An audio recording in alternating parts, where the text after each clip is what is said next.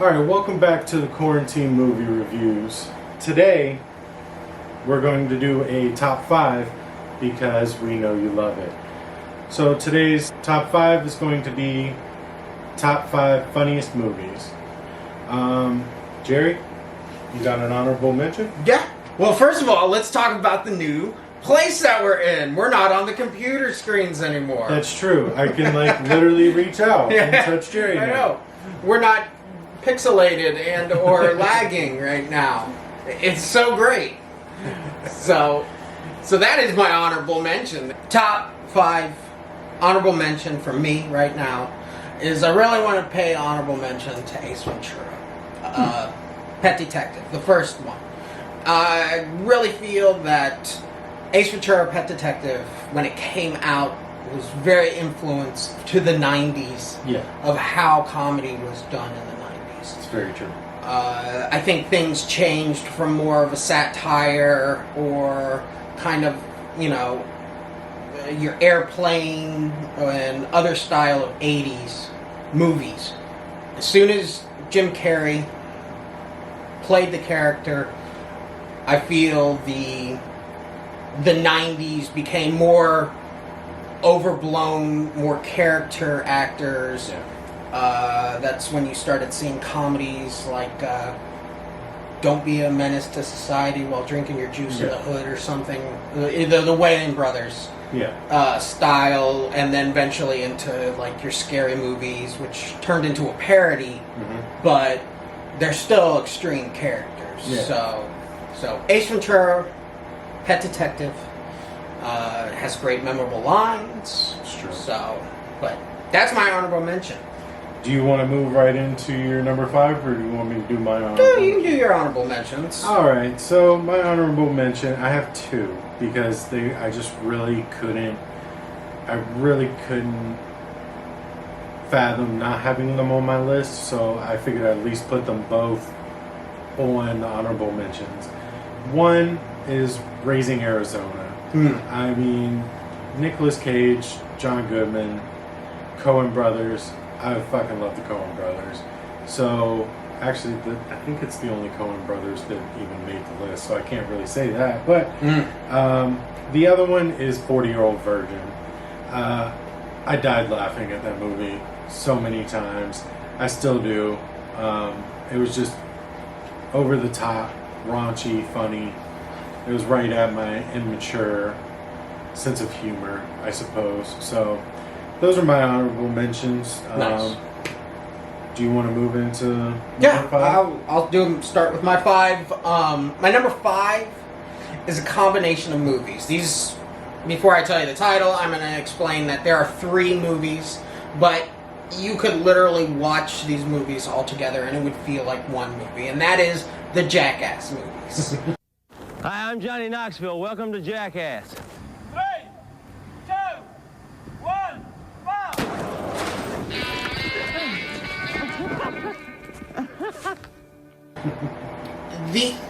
Those movies, for a comedy, they're no jokes. This is all just pure humor because of what happens. Yeah. You can't ask an actor to do what they do in the movie. You are not going to get Jim Carrey in a porta potty and get the same response as Steve-O had in that same porta potty, even with digital cameras and stuff. So yeah, Jackass, the first one, the second one, and the third one are just really great, just comedy. It's that real comedy.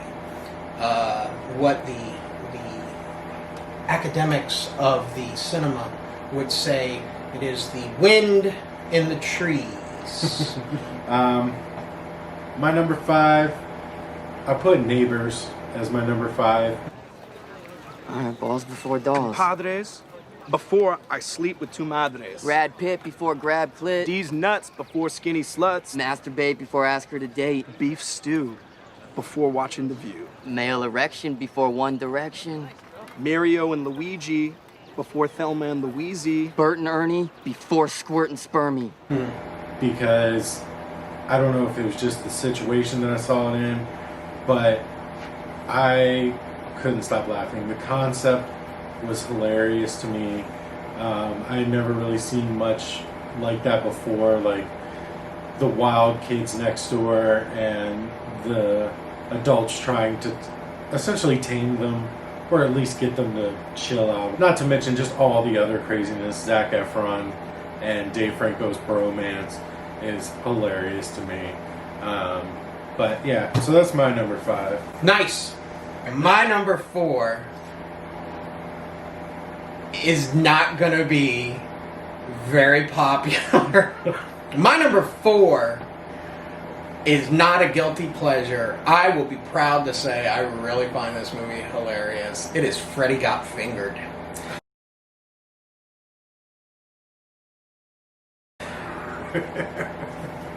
This movie is Tom Green. I find that when Freddy Got Finger was made in the gross out comedies in the the early 2000s, it really picked up, the whole genre, but it added to it. Yeah. To where it really does feel like someone gave Tom Green $1 million to make a movie, and Tom Green was like, "Yeah, got great ideas." Oh, look, honey, our boy's a genius. He's rigged a pulley system so he can eat sausage and work on his stupid drawings. I'm being creative?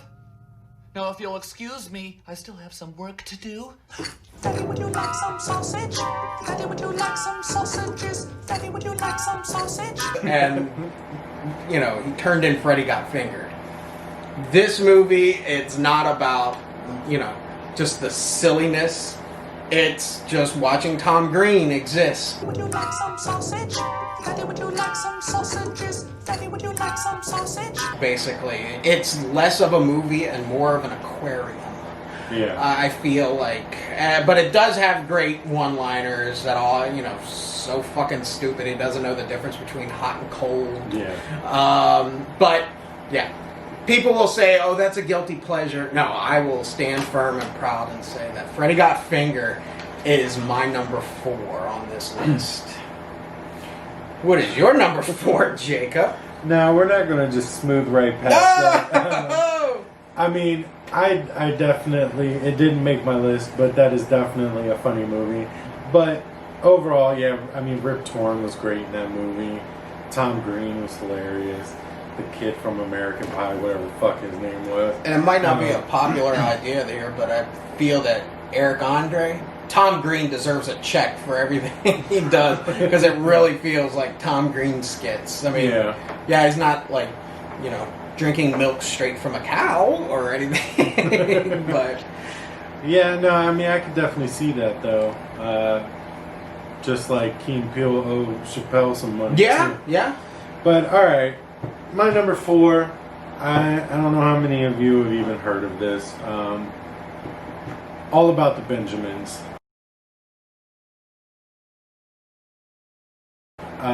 It's Ice Cube and Mike Epps. Ice Cube plays a bounty hunter. His bounty is Mike Epps' character. But Mike Epps happens to hit the lottery. He has a winning lottery ticket. And somehow it gets involved in some sort of drug cartel ring's possession without their knowledge. So they team up and they go after the winning lottery ticket. Hilarity ensues.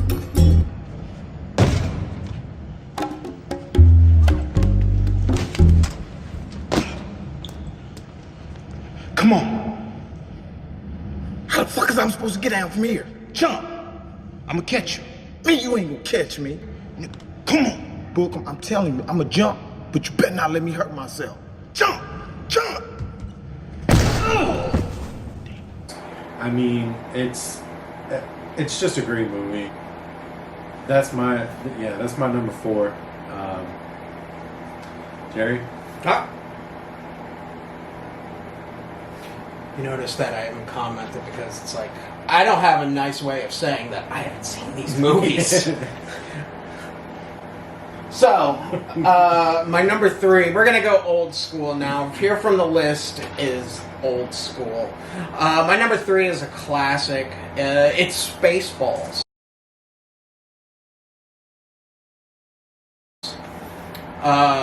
Mel Brooks is a genius of comedy writing.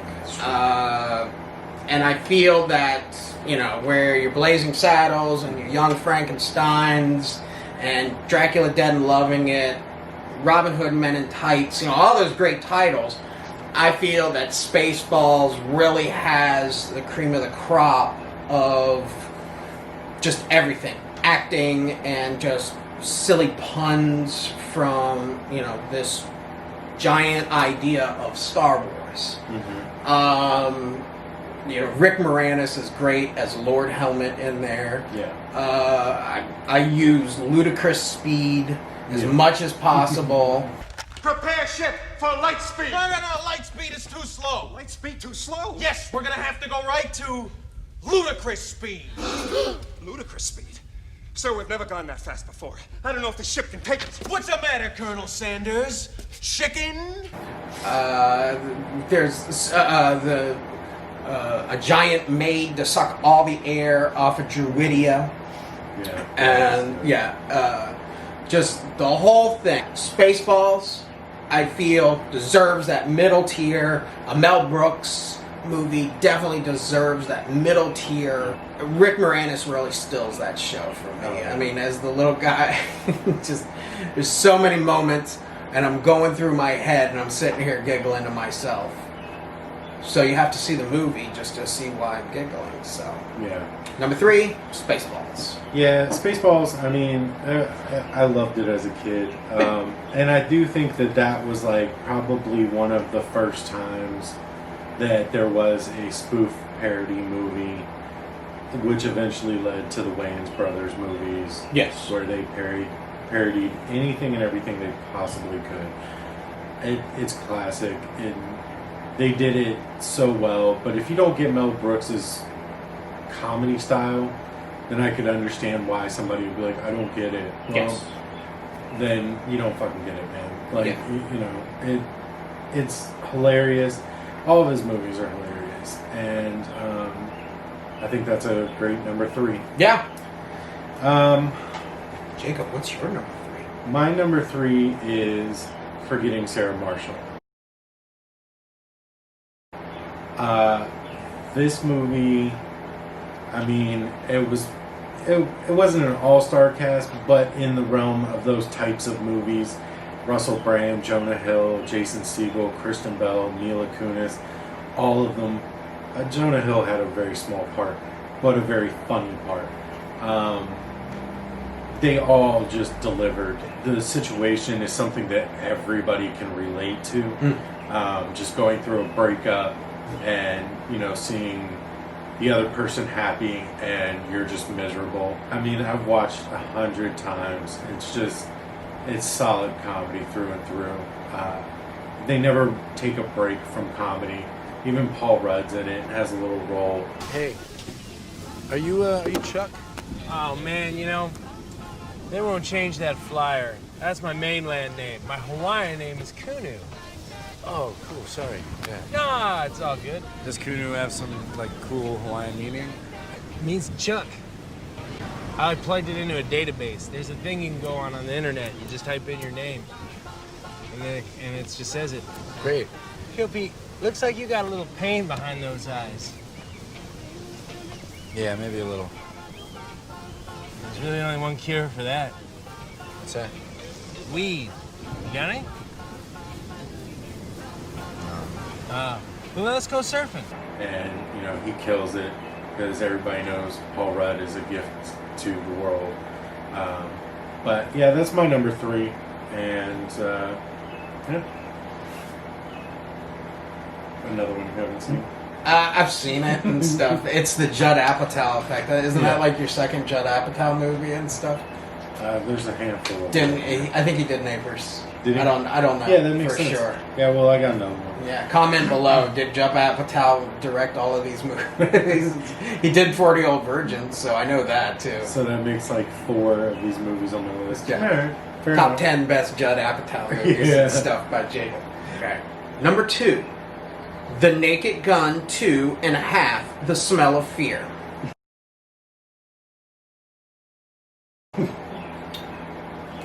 Alright.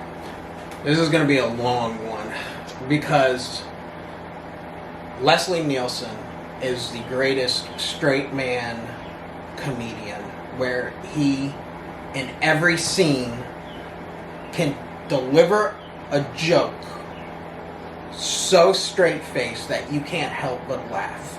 And that is a true pioneer of the art of comedy, where a person can deliver a line and it looks like the actor that the line was delivered to is getting ready to laugh, but he is still stone-faced. Yeah. I know the man was in dramas before he eventually turned into comedy, Airplane, and finally the Naked Gun series, which came from Police Squad eventually. It is also kind of funny that I have O.J. Simpson on my list, because O.J. Simpson was in these movies. That's true. And you can't not watch these movies and just chuckle a little bit, because you This have was to go. pre-murder. Yeah, so. there's O.J. You know, the Naked Gun movies in a whole really just have that witty sense of humor that I love. I can watch it a million times and I'll find something new. I'll laugh at the same thing. You know, like once you've seen something, you become desensitized to the comedy. But it's guaranteed that if I put it on, I will laugh at the same jokes over and over. It's a silly premise. It's the cop, and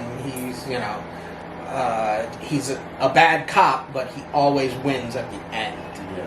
So, Naked Gun should always be on a top list for comedies. So, yeah. That's fair. Yeah. It didn't make my list. I didn't have enough room after my Judd Apatow movies. My number 2 is another Judd Apatow movie, I guess. Superbad. Superbad. Yeah. Because, I mean, this movie is already a cult classic. I don't remember it getting rave reviews when it came out, but it was a slow burn. And now everybody knows the fucking movie. Everybody can quote the movie. I mean, I think that I find Michael Cera's awkwardness absolutely hilarious. Jonah Hill's good in the movie as well, but just, I mean, Michael Cera's little, like, under his breath comments and just how awkward he is. I can't relate to being that person, but at the same time, I find it hilarious. I don't know. I guess...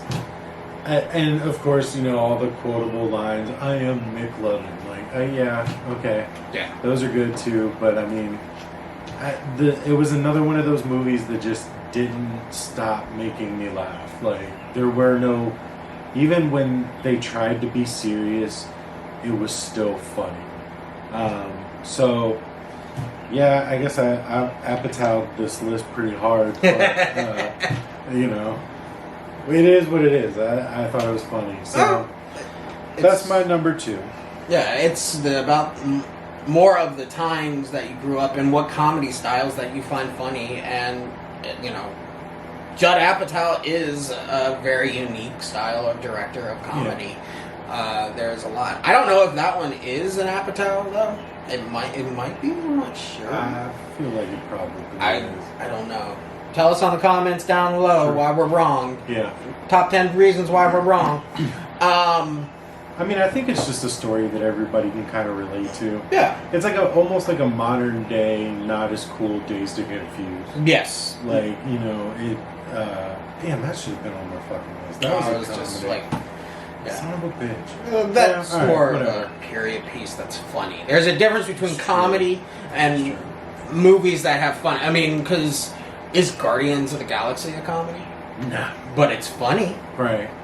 You know, so there is a complete difference between what is a comedy and what just happens, funny things. Yeah. You know. That's true. But, like, yeah, the McLovin thing will always... I think a whole generation of kids went out and thought it was cool to get license plates with McLovin from Hawaii. Yeah. So, yeah, I mean, that also shows a good movie, not just a comedy, but a movie in general, when it causes a generation of kids to do things of that nature. Right. The McLovin, drawing dicks, like they do in the movie. Yeah. So, yeah, this is what I'm seeing. So, I know what we're talking about here. But, yeah, I'll give that one definitely, yes, high praises and stuff.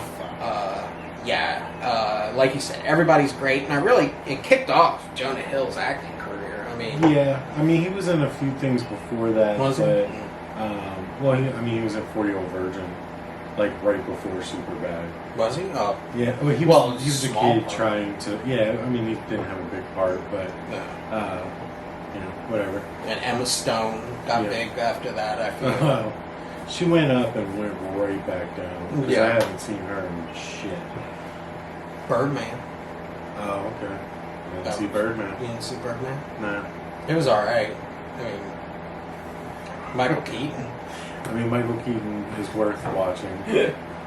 I mean, if you tell me Birdman's good, I'll watch it. And Michael Keaton definitely sells it. So. It's not what you think, though. Well, we're not talking about Birdman right now. I'll definitely go through that. But now we're talking about the number one spot. Yeah. The cream of the crop. I see you keep trying to look over here. I'm not copying off your paper. Well, no, but I see you noticing my paper. No. This fucking guy I'm not. over here, man. You gotta watch it. Not. Anyway, you wrote it in cursive. I can't read cursive. I can't read cursive writing. That's regular old print. Yeah, okay. Sorry. But my number one is the pinnacle where all comedies should focus to. Ghostbusters.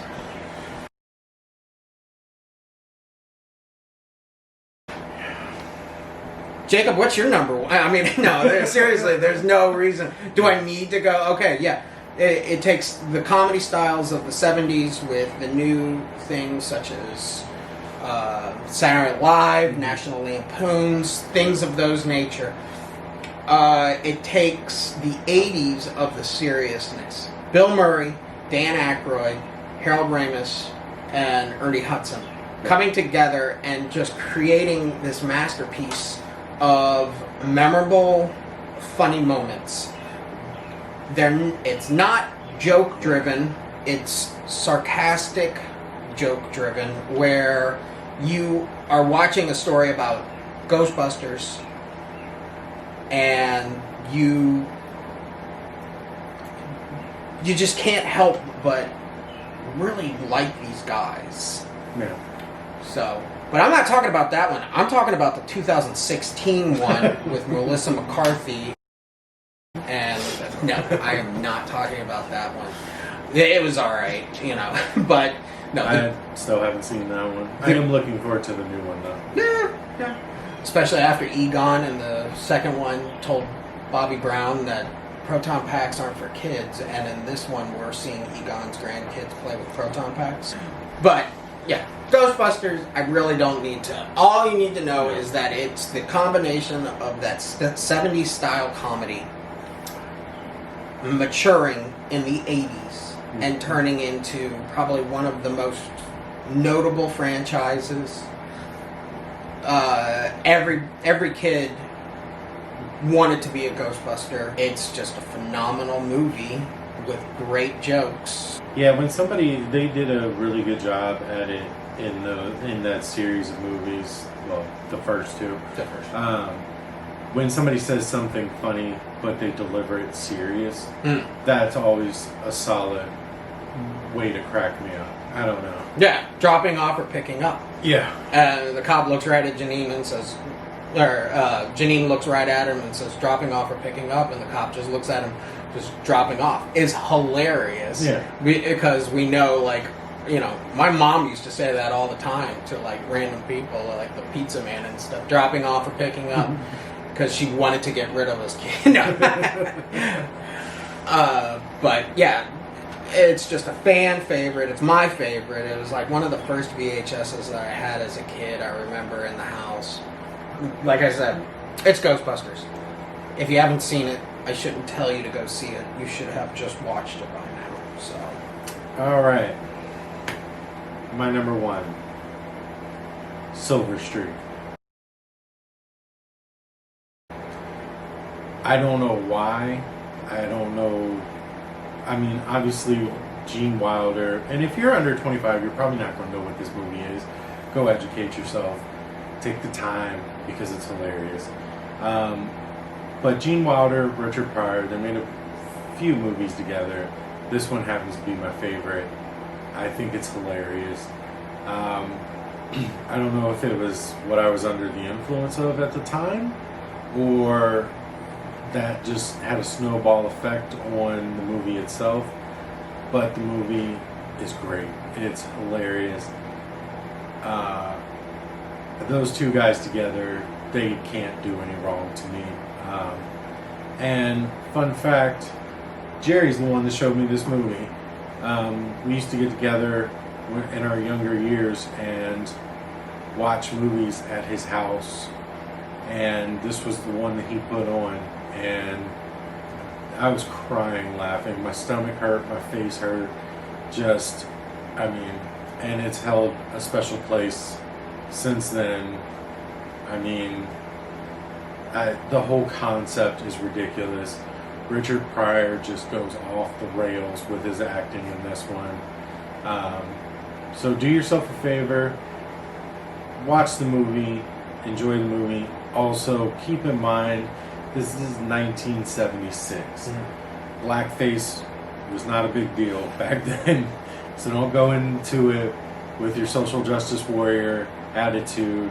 It was a different era.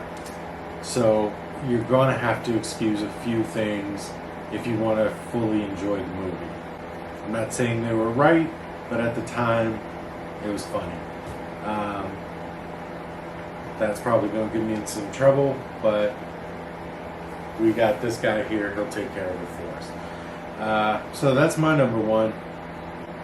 yeah, and I think also with that particular scene that you're talking about, it's not what they're doing that's funny, not that Gene Wilder is getting put in blackface and stuff. Right. The funny part is actually the delivery of Richard Pryor trying to teach Gene Wilder. Yes. And let's just focus on that for a second. Richard Pryor and Gene Wilder. The Willy Wonka and a guy who caught himself on fire freebasing crack cocaine are in a comedy together, and it just works perfectly. Yeah. Gene has a great delivery. He has the wit, whereas Richard Pryor is the comedy backbone of just that fast delivery. It's like a machine gun. It's damaging what he can do just with his fast, like comebacks and stuff. This movie especially is one of these movies that just has hilarious moments in it that are risque, or that are, it's not Porky's, but at the same time, it's not Dr. Dolittle or, movies of this nature where it was safe comedy. Silver Streak is definitely, one of those just funny entertaining movies from the 70s. But a fun little fact I learned today, shout out to Jordan and JB over at Camp Nightmare Podcast. Apparently, the rating scale was PG or R up until 1984. Okay. And Indiana Jones and one of them from 1984, whichever one was the 1984 one. Temple of Doom. Temple of Doom. That is where they started the PG-13 rating for that movie specifically. Yes. Yeah, at the time, definitely, there was just PG, G, I think G. I don't know that for sure. But probably. PG and R. Yeah. And those were the two, just, you're either here or here. Yeah. Or X, but, like I said, we could go, I'm not going to get into that, because that whole system of telling people what there is in the movie is, completely ridiculous. But fair enough. Yeah. All right, so that's our top 5 funniest movies. Again, these are personal. Feel free to comment and let us know what your top 5 are, or tell us we're wrong somehow, because people love doing that. Yeah. Scary Jerry, thank you for hosting this. Yes, sir. And we'll see you next time.